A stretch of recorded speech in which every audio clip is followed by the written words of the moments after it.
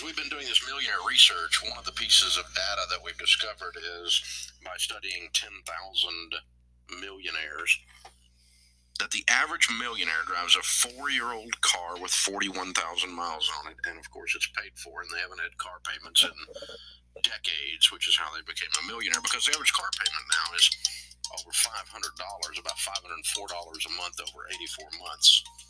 If you invest $504 from age 30 to age 70, you'll have somewhere around $5 million with IRA. I hope you like your car. Knowing that cars lose 60 to 70% of their value in the first 4 years is to buy a quality used car, unless you have a net worth in excess of $1 million. Then if you want to buy a new car, you can afford to take the loss on it. But the worst car accidents do happen on the showroom floor. Well, Dave, I'm always worried about buying a used car. Well, what are you driving? Driving a car that you bought 2 months ago, it's now a used car. Or you bought 5 years ago, it's a used car. What are you driving? Listen, the vehicle quality is so high now that we get 200,000-300,000 miles out of a car. Most of these cars run and run and run and run and run if you have to take care of them. So don't buy a new car unless you've got a net worth in excess of $1 million. Now, how do you negotiate the best deal on the car? Well, the same way you do a lot of things. There's a couple of keys to negotiating. One is he with the most knowledge wins. So study. Learn about that car. Go on Trader.com. Go on Kelley Blue Book and Edmunds.com and look up stuff about the car. Google the car. Read articles about the car. Look at different versions of the car, different packages that are on the car. The luxury package, the standard package, the 2-door, the 4-door, the different engines that are in that particular car. Learn all about a Honda Civic if you're going to buy a Honda Civic. Learn. People impulse a big purchase like. Hey, how you guys doing? What's up? Welcome to WCAR Automobile Talk Radio. That was one Mr. Dave Ramsey. I'd like to bring an intro to Dave Ramsey on my other platforms. I thought it'd be a good idea to bring Dave Ramsey in for a platform on this show that I am doing right here today. And today I want to talk about auto loans.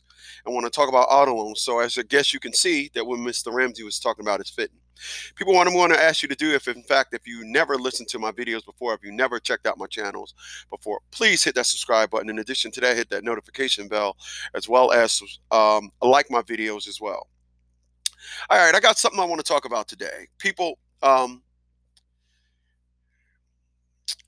have been buying cars. I collect cars. I have a vast BMW collection right now. For those that know me, I'm always buying cars. I own the Chris Classic Car Auto Group. I have that. One of the companies that I own. I've owned probably over 200 cars in my life. I have 6 cars now. I'm always doing things with cars, okay?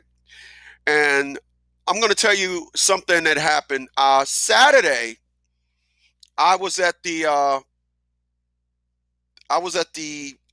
actually looking for a truck. I have a truck now, but it's for business, and I'm selling that business. So Saturday, which was the 19th of July, I was actually looking for a truck.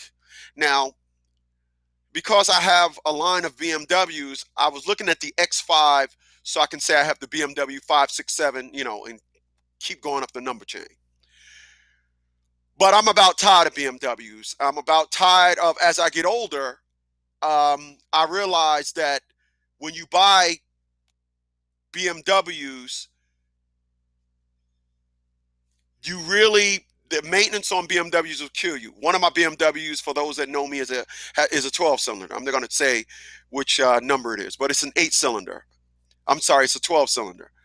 And when I get that car serviced, I literally got to take a mortgage to the dealership with me. So I'm kind of coming off of German cars because they're over-engineered. So Saturday, I went looking for an Acura MDX. which is their SUV. Okay, and I went looking for that SUV. So when I was at I was at Kroger's, I ran across the woman. I was sitting in my car, and I was looking at a Mazda. I keep saying Mazda, an Acura MDX. The lights came on, the tailgate. So I was like, oh, look, I seen a lady walking up to this Acura MDX. I pulled out and we was talking. I was in my BMW 7 Series. And we were talking. And we ended up talking for about 40 minutes. I'm not about half an hour. It was a long time. Something that I don't do. I like to tell people I'm somewhat of a nerd. I am a nerd. I'm not into the talking. I'm an introvert. I'm not that slick, cool. I don't have a smooth rap. I don't do none of these things. I'm the type of guy that if I meet you, I like you. If we exchange numbers, I'm going to call you twice. If I don't get you, if you just happen to, you're not interested, it's okay. So you have to understand what I mean. What me and this woman was talking for a long time. And ironically, she was looking to get the BMW brand as well as I was looking to get the Acura brand. So she had the brand that I wanted and I had the brand she wanted. So we ended up talking and she said she wanted the X5. And I started explaining to this woman the X5, the 3.0 liter in the X5 has a bad computer that runs the engine. The engine is fine. It has a bad computer that runs the engine. So we was talking and I said, no, I want an Acura. You have the car, you have the truck that I want. And so we were just talking. And she was talking about, we ultimately ended up talking about the new BMW X7. People, it's a beautiful truck. And she was saying that her and her husband was going to possibly obtain that vehicle, and it was good stuff. But I want to talk to you guys about something. I want to talk to you guys about buying a vehicle. And the reason why I want to talk to you guys about buying a vehicle is because a lot of people, what I've noticed in going car shopping on Saturday, and today is Monday, what I've noticed about auto dealerships, they're playing a lot of games with people that don't know about cars. So let me help you understand something.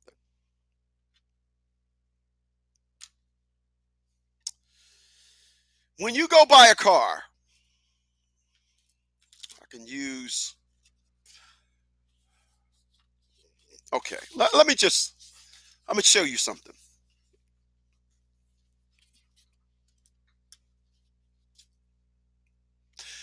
The average person purchases a used car more than they do a new car. And so I'm gonna use this piece of paper and I'm gonna show you something. Let's just say you go to the dealership to buy a $10,000 car. All right, you have let's just go with fair credit. You have enough credit to get an auto loan. You're just in a situation where you're going to get a high interest rate, but you can obtain an auto loan. All right. So you're going to go buy a car. It's an X5, and they want $10,000 for the car, the truck, excuse me. And you say, well, I want to put $2,000 down. All right.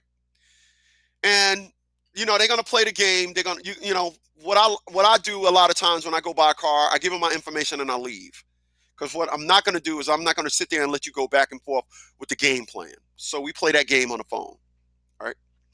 So you buying a car for $10,000, you want to put down $1,500. Here's what you got to understand. Out of that $2,000 that you put down, at least $1,500 of that is going for dealer prep, tax tags, and fees.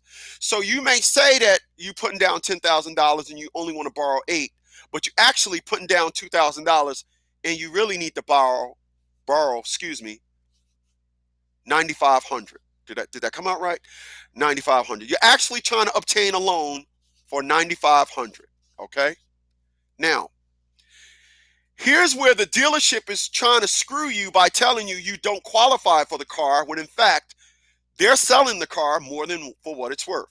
So, example, If you're trying to obtain a car and that you need $9,500 for financing, but you look at the KBB book value on that car, and that car is only worth $7,000, you're at a $2,500 difference. What I'm saying to you is banks will not loan money more than what a car is worth. So if that dealership is saying, well, we want $10,000 for a car that's only worth $7,000, people, let me tell you something. If a dealership is selling a car for $10,000, they did not buy that car for $8,000. No dealership does that. If they brought a car for $10,000, let's be clear. I'm talking about a BMW. I'm talking about, excuse me, an Acura MDX. Okay. So if I'm talking about an Acura MDX, right?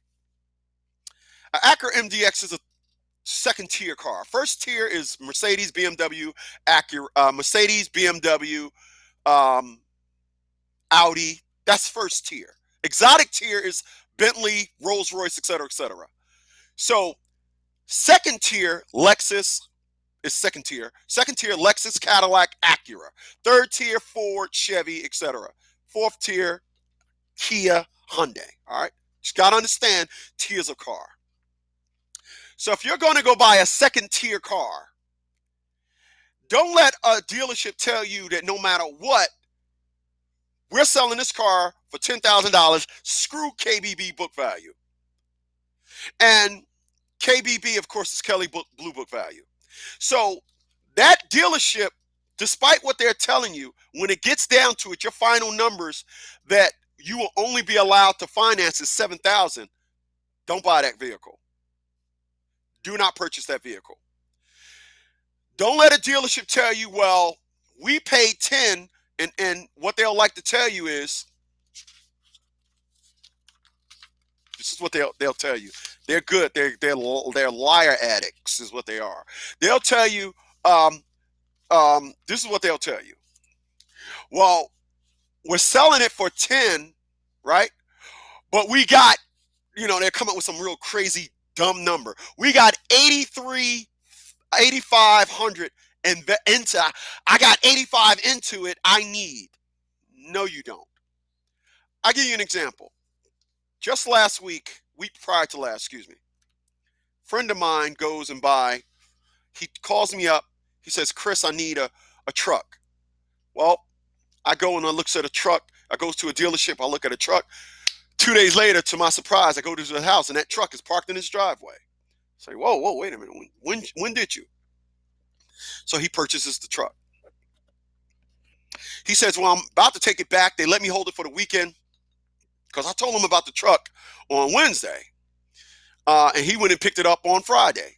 So they let him hold it for the weekend to test drive it. Finds out the truck had a rear main seal leak, a rack and pinion leak. One of the shocks was busted. It was a Suburban. Long truck, heavy weight. Truck is a little tilted in the back. He goes back to the guy, and the guy's telling him what he got into the truck. People, I'm going to tell you something. Suburbans, anything gas guzzler, and 5 speeds. If you go and you see a dealership with a 5-speed engine, don't let them tell you that they got a lot into it. 5 speeds and big oversized SUVs, they go for dealerships for less than $1,000. You go to a car auction and they have a Suburban that's 10 years old. Most they gonna pay for that Suburban is $1,500, maybe $2,000. You heard the aggression of the maybe $2,000. All right, but don't let that dealership tell you what that man told us. He was selling the car for $9,995, okay, $10,000. He was selling the truck for $8,000. And my friend, unfortunately, his credit was where it was, so he was going on a buy here, pay here. Nonetheless, $2,000 down. After my friend made the payments, he would have paid $13,700 for the truck. People, it's not worth it. That's that situation. I used that example for what that man said he had in it. Now, when you go on to go buy a vehicle, basically what I'm trying to tell you is, go to the car dealership when they're closed. If you're interested in the vehicle, the best thing to do, go to that dealership when they're closed. When they're closed, you now can take your pad with you. All right, you'll take your pad,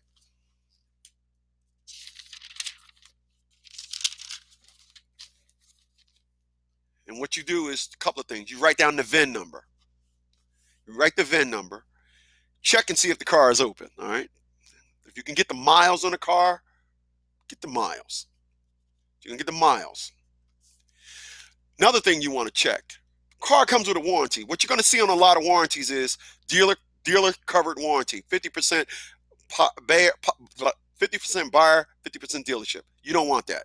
You want to see on the sticker, vehicle comes with at minimum a 3,000 a 3-month 3,000 mile warranty.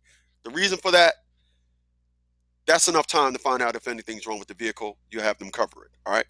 But you want to check those things out. Of course, you want to get the make, year, and model.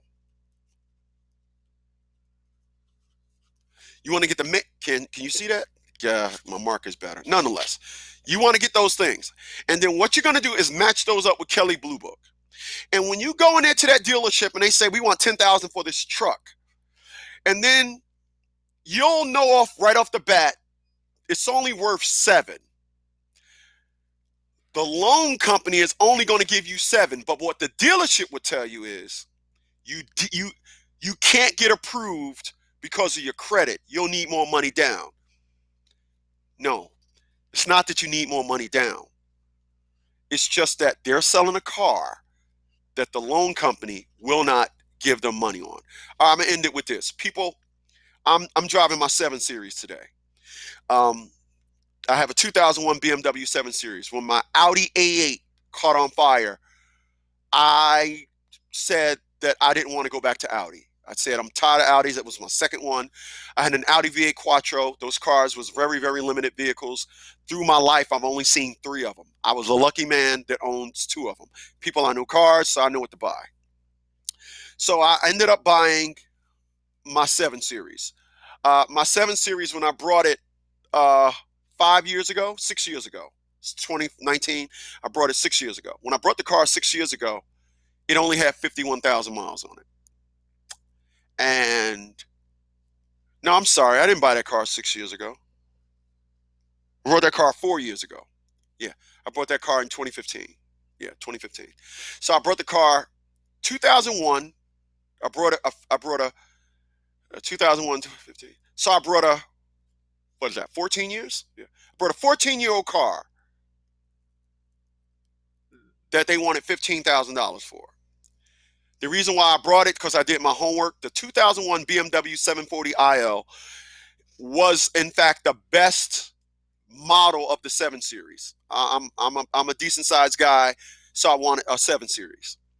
So I brought a 7 Series. But what I wasn't going to do is buy a car that was 14 years old with 200,000 miles on it. Wasn't out into that. Luckily, I found my 7 Series with 51,000 miles on it. They was not getting no fight out of me. They wanted 15,000 for the car.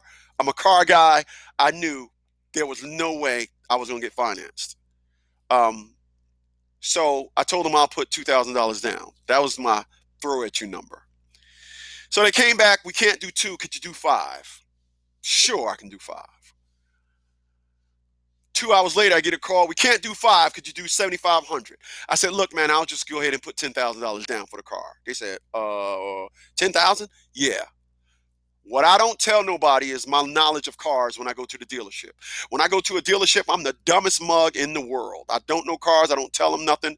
I normally ride my motorcycle when I go, or I have a Prius. I'll drive the corniest car in my arsenal. And I act like I don't know. But I knew that I couldn't get financed for a 14-year-old car. I knew I couldn't get financed. I knew that I wanted that car, though, because what I wasn't going to do, I wasn't going to buy a 2001 with 200,000 miles. Nope. The car had 51,000 miles. I got a 3-year extended warranty on the car. It's all good.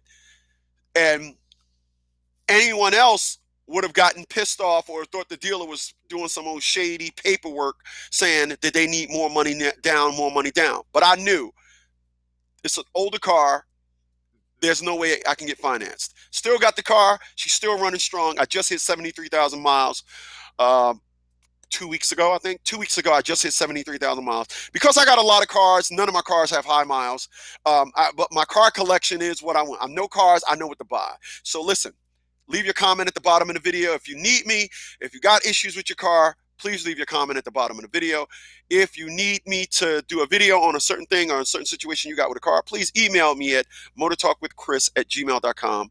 Check you guys on the next one. Have a good day, y'all.